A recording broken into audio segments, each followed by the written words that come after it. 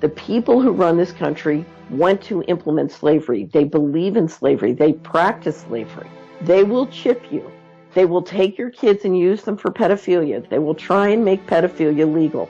So we're talking about a group of people whose values are what we would define as completely Luciferian. If you let them tear up the Constitution, any decent life that you've ever known, you can just kiss it goodbye. Mr. Secretary, I watched President Bush deliver a moving speech at the United Nations in September 2003, in which he mentioned the crisis of the sex trade. The president called for the punishment of those involved in this horrible business. But at the very moment of that speech, DynCorp was exposed for having been involved in the buying and selling of young women and children. While all of this was going on, DynCorp kept the Pentagon contract to administer the smallpox and anthrax vaccines and is now working on a plague vaccine through the Joint Vaccine Acquisition Program. Mr. Secretary, is it policy of the U.S. government to reward companies that traffic in women and little girls? Let's listen to this. Okay. Without question, the biggest political scandal Britain has ever faced will be exposed tonight. It involves a secret network of the highest office holders in the land, past and current members of Parliament, cabinet ministers, judges, diplomats, even one of the country's top spies. These men are accused of some of the most sadistic child sexual abuse imaginable on hundreds of victims, some as young as 8.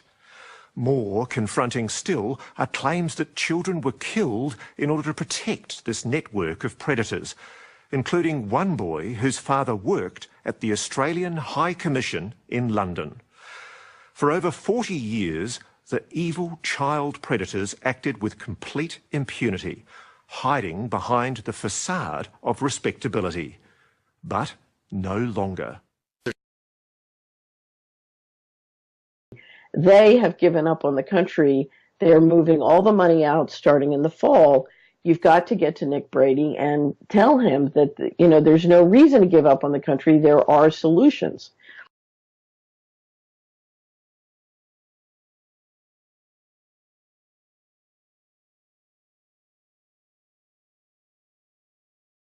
You wrote here in the Solari report, enforce the Constitution or kiss your money goodbye.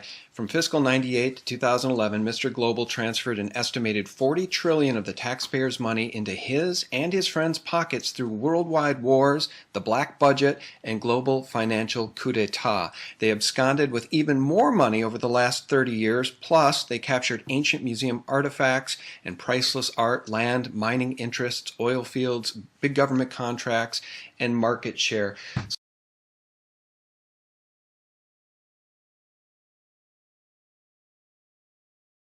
Trump campaign, you basically had two groups. One group that wants to rebuild North America and another group that wants to essentially strip North America to keep empire going. Trump has canceled the TPP. He has canceled the Paris Accord. Right. Those are enormous accomplishments. And the other thing Trump has done is he has, I would say, the number one problem in America is mind control. And Trump has done incredible things to bust through the mind control.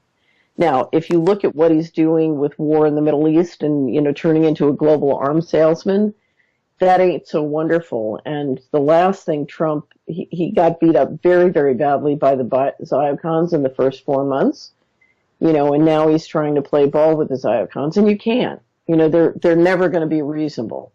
He's done, during the campaign, he really broke the trance on vaccines. He broke the trance on Common Core. He broke the trance on the fake news. And all of that is an enormous contribution for one human being to make. Now, does it break the mind control trance? No. Mind control is a very, to me, it's the number one problem, because if you don't have your mind, then you can't act in your own self-interest.